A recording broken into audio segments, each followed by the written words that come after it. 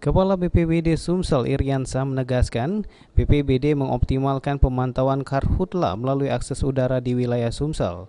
BPBD Sumsel mengatakan jenis pesawat KAN dioperasikan melalui pantauan udara menggunakan jenis heli Cessna Grand Caravan PKRJFV.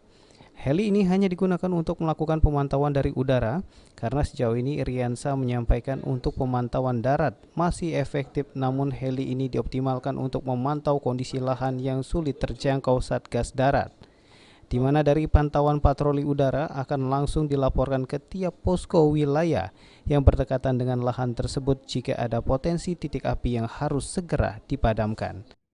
Untuk sejauh ini Pak, dari pemantauan udara sendiri menggunakan pesawat jenis apa nih Pak? Jadi kita juga menggunakan pesawat baik darat maupun udara. Nah, untuk patroli udara kita menggunakan pesawat Cessna Caravan. Jadi sekarang ini sedang patroli udara teman-teman untuk melihat kondisi di Sumatera Selatan ini di mana titik-titik api yang timbul. Dari hasil patroli itu kita putu koordinat, open kamera, langsung kita kirimkan ke posko untuk kita cepat memerintahkan kepada petugas lapangan untuk segera kita padamkan. Untuk pesawat itu berapa unit Pak? Pesawat yang dibantu ada pesawat helikopter ada 4 unit untuk waterbombing, kemudian satu pesawat heli Cessna Caravan untuk patroli. Jadi ada satu.